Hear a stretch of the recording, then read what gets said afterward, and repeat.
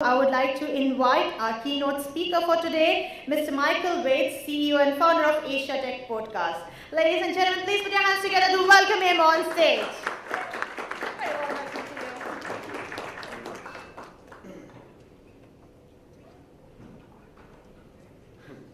Hi. First of all, I'd like to thank the Startup Investors Summit. What is the tag again? #GoSIS 2017. All the organizers, all the sponsors for allowing me to talk today, but also for inviting me to come here. This has been awesome for me. Executing an event, or even having an event, it's a big deal. Planning one is really difficult. Executing one well is even more difficult. We were talking about this a little bit earlier, and I just wanted to mention it. There are so many moving pieces to this event, and you could just look around, whether it's the cameras or the lighting or the sound. But the most important thing is that there are tons of people here, and anytime there are tons of people involved, it's going to get even more difficult. It complicates logistics even more. So for someone like I am, arriving from overseas, I live in Bangkok, just so people know. The support of the team that's brought me here and that's got me to make this presentation has been flawless, like absolutely flawless. I showed up at an airport in Bangkok, I got a plane, somebody met me at the airport, they took me to a hotel, there was not a problem at all. I didn't wait, I didn't worry, I didn't think, nothing happened, I just arrived. That's amazing, actually, considering the amount of time that they had to prepare for this. My participation here can only be described as a pure cross-border investment. And in my mind, it worked beautifully.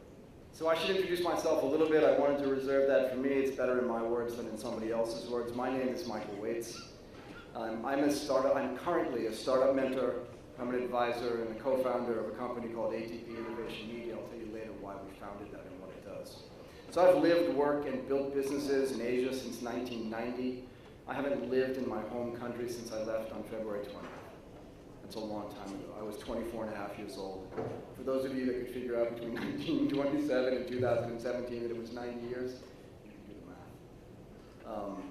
I'm not that young, but I don't feel that old. Anyway, most of my adult life was spent in Tokyo, working for companies like Morgan Stanley and Goldman Sachs, and most of that was in global finance. So during my time in global finance, just again to give context, I maintained a particular focus inside work on how technology could make businesses more efficient and drive revenue and P&L growth. So I've been involved in the tech space forever. You want a microphone? You can't hear me? Is that better? Let me do this. So I spent more than a decade of my career at Morgan Stanley and Goldman Sachs trading global equity markets. I've been involved in equities forever. Yeah, that's better. Actually, can people hear me now? Great, so I can move around. So I spent more than a decade trading global equity markets, understanding listed equity valuations. Valuation is really important. It's a topic we covered yesterday on a very good panel. And I was running multiple portfolio trading desks. So my entire career has been based on investing across borders. If you know what an equity portfolio trading desk is, it's trading a list of securities, right? And the lists that we traded were inherently global.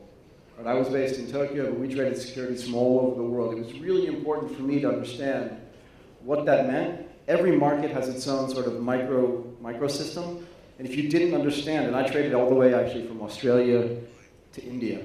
When I was at Goldman Sachs, we had a 50-50 joint venture agreement with Kotak Securities, so I did a lot of work there. That was more than 10, almost 15 years ago now. But what we understood was that there were market microstructures that we didn't understand. And you'll see why that's important when we talk about cross-border investment. And the key to that was having somebody on the ground that you trusted that could tell you what those market microstructures meant and would help you be able to invest. Again, that's pure cross-border investing. Right? So 6 years ago, at the end of 2011, almost 6 years ago to the day, I moved from Tokyo after living there for 22 years. I moved to Tokyo. I moved from Tokyo. Right? And I moved to Bangkok to help build the Southeast Asia tech startup ecosystem. I've done everything from advise some of the biggest companies in the region to help them raise money. One of my portfolio companies, it's called A-Commerce. We just did a $65 million Series B round that was invested in finally by a company from the United States called KKR. For those of you that don't know who KKR is, Kohlberg Kravis & Roberts is one of the oldest private equity firms in the world, run out of New York. They've barely invested in startups anywhere, so to have them invest in a startup that's based in Thailand, even though its residents did in Hong Kong, was amazing. Anyway, I'm also a long-standing angel investor. And being an angel investor means that I get to meet some of the most amazing people in the world. I get to continuously learn new things, and I get to act as the connecting tissue between culturally and geographically disparate ecosystems. I've never had this much fun, and I've never been this happy. I love what I get to do. I think you can tell already I like to talk. And I also like to tell stories, because I think stories are the best way to sort of convey messages. We had a lot of people talk allegorically yesterday, right, telling stories about how my body doesn't hurt, my finger hurts, about the guy at the bottom of the well getting chased by the tiger. These stories are really important, but they're also culturally very different. Everywhere you go in the world, just like the market microsystems have different stories, but they tell similar messages. It's really important to mention that. Anyway, I want to tell you about the story of my introduction to angel investing in the startup world. So in 1998, when I was a proprietary trader in Tokyo, I was introduced to an incredible entrepreneur whose name was Niraj Janji. Niraj was born in Delhi, I believe, in 1971, but he was living in Tokyo. And he had just left his job at Accenture to build a company he was calling Ima-Hima. So for those of you who don't speak Japanese, Ima means now. Hima means free.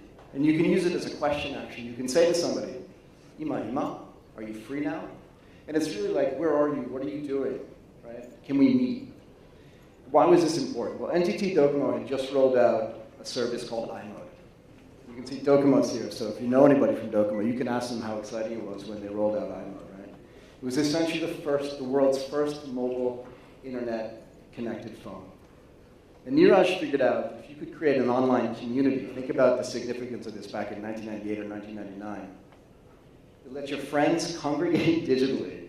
It's going to start to sound really familiar.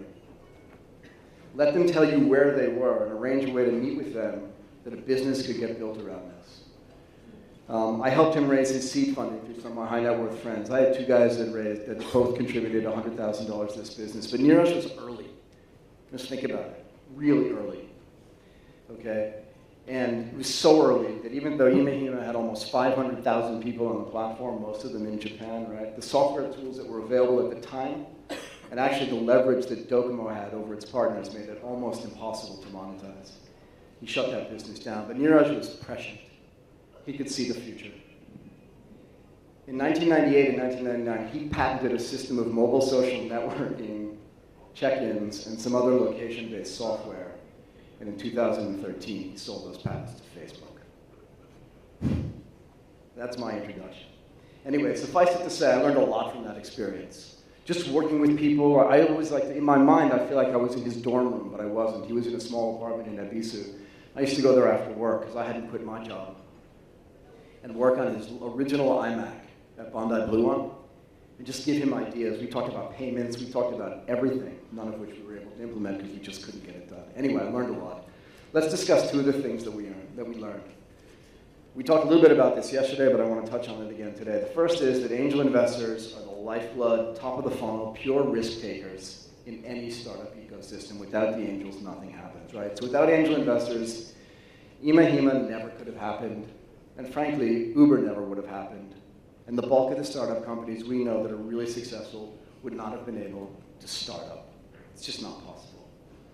Second, even in 1998, cross-border investing was necessary and desirable. No particular geography has all of the necessary risk takers, nor all of the innovation or innovators. And one of the angels from Ima-Hima lived in London, as I mentioned, and the other one lived in Massachusetts. Again, this is pure cross-border investing. So what are some of the components that increase the likelihood, let's talk a little bit in detail, that cross-border investments will be successful? These components, right, so how does angel investing network grow and thrive? Well, let's say a woman has an idea, right? She has risk capital, and she's interested and well-versed in technology, and she's a part of her local tech startup ecosystem. She's going to make a few investments on her own, with some successes and probably more failures, right?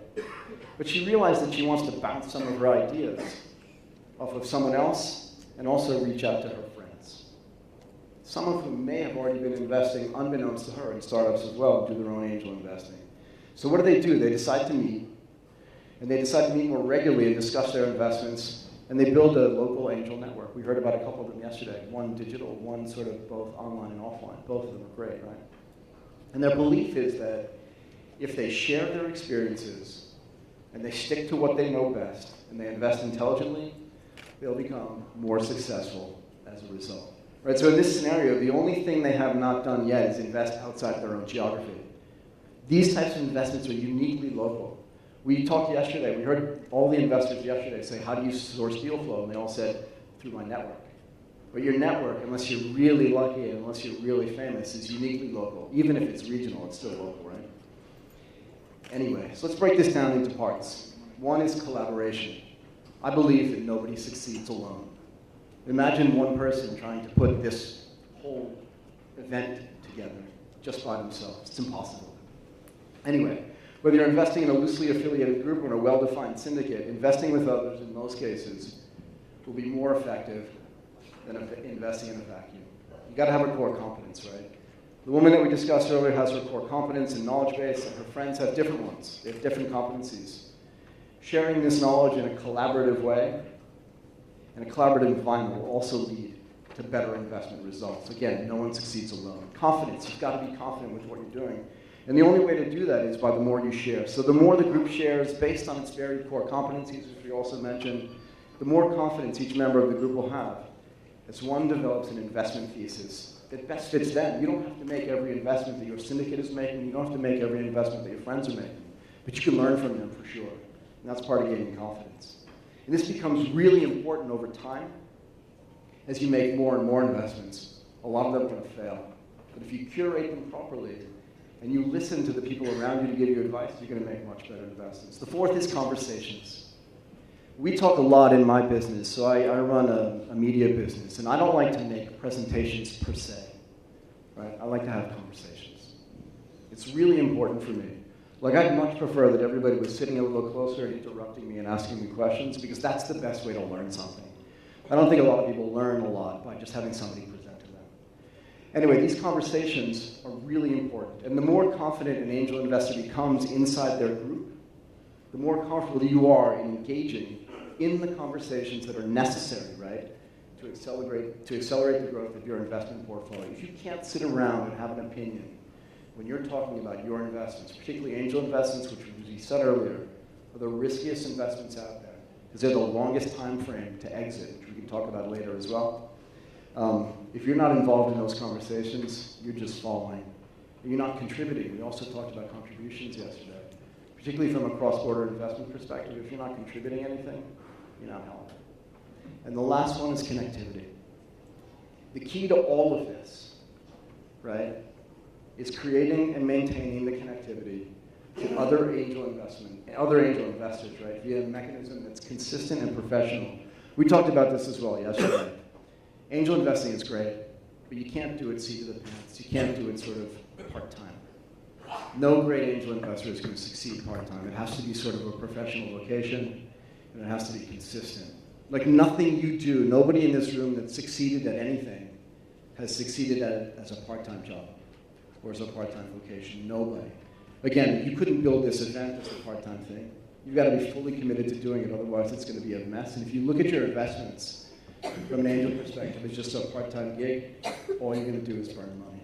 And you won't even get the benefit of meeting the great people either, because you won't have enough time, you will not have allocated enough time to learning anything from them. Losing money is fine, I guess.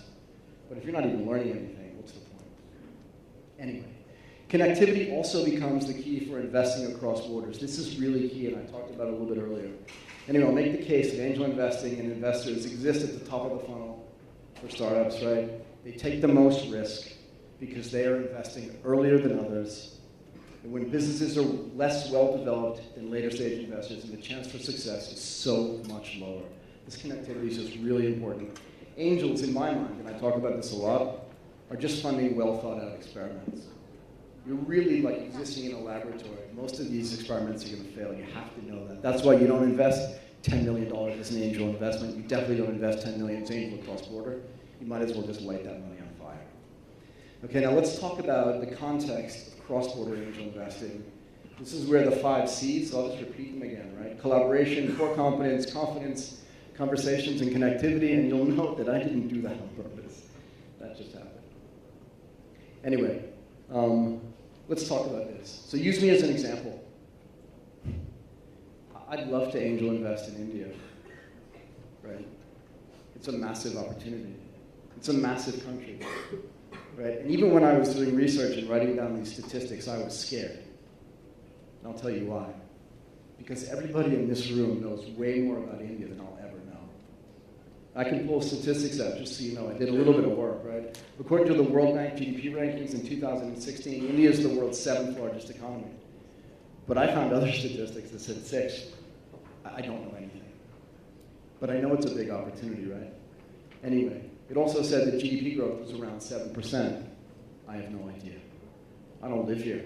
I know, but that's my point. I was also going to comment on how many states there were in India, because I think that's important. See, I did my work. I'm really smart. I don't know either. I don't want to talk about politics in a country that I don't understand. But that's the point, right? Is that for everything that I don't know about India, you probably don't know anything about Japan. Pick a country, it doesn't really matter. But you do know it's a big opportunity. And this is where the connectivity and all the other things that I discussed already, being connected to other ecosystems is really important, because that's the only way you're going to get that knowledge. I talk to investors all the time, right? All the time about investing in Thailand. And all of them say, I don't have enough visibility on what's going on there. And they're right. Okay, and I could live, I'm going to put this down. I could live in Singapore. Everybody asks me, if you want to be a real angel investor, why don't you live in Singapore? That's where all the money is. And that's great. But even people here have said to me, how long have you been in India? And I just said, I'll be here for 4 days. And everybody does the same thing. Everybody, bar none, says the same thing. You really haven't even been in India. And that's really true. And I say the same thing to the people that sit in Singapore but invest in the rest of Southeast Asia. You have no idea. You just have no idea. And that's that connectivity that I was talking about. It's really important as an angel investor, because your resources are lower than big investors, but even the gigantic investors like Sequoia, right? Excel, they're in an incredible business, right? So Excel Partners has put themselves in India, and they're amazing investors in this country. Again, I don't want to make political commentary about anybody, but they're here. They know, right? So I chose to live in Bangkok because I wanted to be in market. And the only way you're going to be a great angel investor cross-border is by having partners that are in those markets, right? So, and that actually gets back to one of the reasons why I started the company that I started. We went to fund a company called A-Commerce back in 2013. I built the trip that actually got that company funded at its earliest stages. And I did that because I had lived in Japan for 22 years. And I actually had fear when I left Japan at the end of 2011 that all the time I spent studying Japanese was for naught, because now I was moving to Thailand, another country where the language that was spoken in that country was only spoken in that country, and only 70 million people there. Right? So I figured my Japanese was going to be useless, but the reality was that the largest FDI, foreign direct investment, in Thailand, and in most of the Southeast Asian region, has been Japanese for over 100 years. I did not know that. And when the Japanese venture capitalists started coming to Thailand and to Singapore and to the rest of Southeast Asia, they came to me and said, "Oshiete kudasai, please teach me, please help me." And it became useful again. So my Japanese has been able to stay sharp because of the unintended consequences of Japanese people doing massive cross-border investments into Thailand, into the rest of Southeast Asia. If you look at the largest venture capitalists, even the small ones in Singapore, they're mostly Japanese. Anyway, the point is that I chose to live in Bangkok because Bangkok has its own sort of idiosyncratic challenges every day. I know them because I get on my vest every day and I ride around the city and I understand that there's lack of a great logistics infrastructure, right? There's lack of a great payments infrastructure, yeah? And then all these things you'll never know by living in Singapore. You just don't know. So it's the same thing for me in India. So I said to myself, how can I fix this problem? And I realized media is powerful. It's really powerful. Look at this room, right? Between the 2 days, there's more than 600 people sitting in this room, but they're only in this room. And what I realized was if I build a broadcast network that talks about Asia and Asian technology, but also Asia in general. We like to say Asia matters, right? It really matters. And as people that are resident in India, I guarantee you, just like it is if you're resident in Bangkok, just like it is if you're in Tokyo, if you go to the United States, even the educated parts of the United States, you go to Boston, you go to North Carolina, you go to Colorado, you go to San Francisco, and you say, here are the things, like everybody has their preconceived notions about what India is and what India isn't. They're all wrong. And they'll continue to be wrong until they come here and live here. But because I can't do that, I want to create the connectivity between India, where I live, and the rest of the world. So we started this company called ATP Innovation Media because I wanted to get exposure to not just the startup founders, which I think is really important, but to the angel investors as well, because they're one of the key parts of the ecosystem. We do a show where we only interview Asian angels, angel investors that invest only in Asia. We think it's really important. And we do it cross-border. This is why I'm bringing it up. Not to plug what I'm doing, because frankly, I don't really care. But what we do is we want to give the investors and the founders a platform for them to be able to broadcast what they do with no time constraints, no geographical constraints, to tell their stories, just like I'm telling mine, all over the world. And what's really interesting to me is that if you look at the statistics for our business, something like 17% of our listeners are in the United States, with another like 12 to 13% in India, which surprised me. Anyway, what ended up happening is, the end of that story is, 5 years later, KKR comes in and invests in that company, and they're 5 years too late. Because they could have invested in a company that had if we did a convertible note with a $12 million cap, for people that understand how convertible notes work, okay? And they just invested what? They put in a $65 million round, just multiply by 5, if you understand how this investment works. Let's just call it $250 to $300 million. They missed an opportunity to 20 times their money because they couldn't see. Anyway, I wanted to talk about one more thing, and I wanted to share some statistics. So yesterday, right, we had a really well thought out and a really great panel of esteemed people talking about ICOs, cryptocurrency, and the blockchain. And it was a great panel, actually. It was the most interesting panel to me, actually, although the whole day was amazing. But I think that there were a lot of things that people wanted to know about, and I'm betting, and we talked to David about this earlier, but I'm betting, actually, that thing could have gone on for 2 hours, could have gone back and forth. But I wanted to share some statistics about it, because for lack of a better term, I do think it's the elephant in the room when it comes to funding, and I think it might have been Anil who said at the end, I think he grabbed the microphone at the end and said, I just have one more thing to say. For any of you investors out there, you're dinosaurs, because ICOs are going to take over everything. Anyway, we argued about it a little bit afterwards. I don't necessarily disagree with him, but I only agree with him halfway. I think there's a hybrid model out there for investments, particularly cross-border investments. For Series A, Series B, and equity investments are still going to happen, whether it's the seed stage or later, as I just mentioned. But ICOs are also going to be a way to help people build ecosystems and platforms around particular businesses. The blockchain matters. It really matters a lot. Anyway, I want to share some statistics with you so you understand how international they are and that it's not all money laundering. KYC and AML do matter, right? So do anti-terrorism stuff. This stuff's really important. You should be regulatorily compliant. But a guy named Jason Goldberg started a company called Simple Token, and his idea is just to make tokenization easy for everybody. That if you run a business and you think tokenization is important, you should run it through the Simple Token platform. I'm not shilling for his business. I'm just saying that was his idea. Anyway, Jason's the former founder of Fab. Fab is a company you may have heard of. It had $150, $200 million of revenue. They raised $350 million at a $1 billion valuation, and they sold that company at $10 million. It's not always what it seems.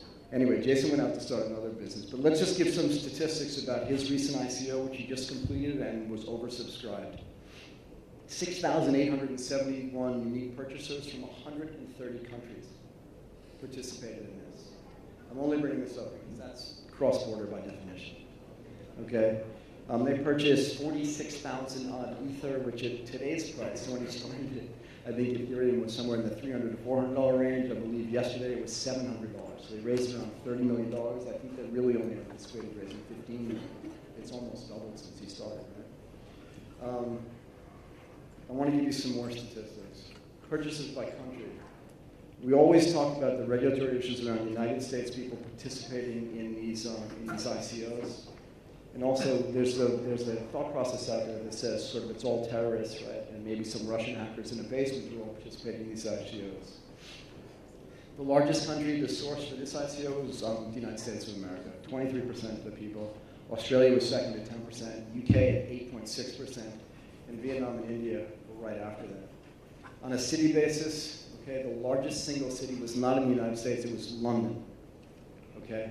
And it was double the next city, which was Singapore. Singapore is the most, for any of you who've invested in Singapore or been in Singapore, it is the most regulatory compliant city in the world for finance, bar none. The MAS, which I've dealt with on a regular basis, Monetary Authority of Singapore, I should say along with the Hong Kong Monetary Authority, are very strict about this. The MAS came out and said, we don't need to create new regulations around tokenization because tokens are equities.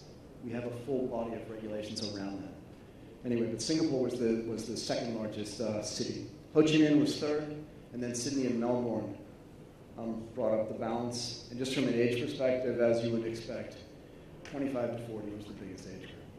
Anyway, a purely international offering, very regulatory compliant. Again, I don't know all the details, but Jason only does the right thing, and very cross-border. Does anybody have any questions?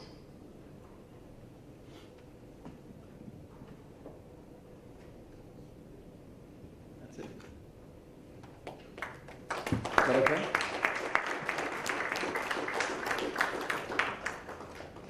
Thank you.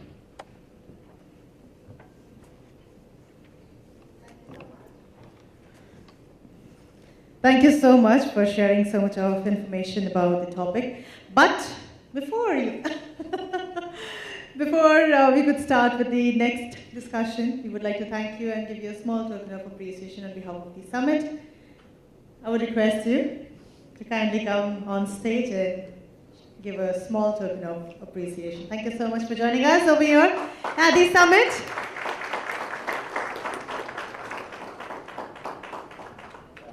It would be great if you can just pose for a picture over here.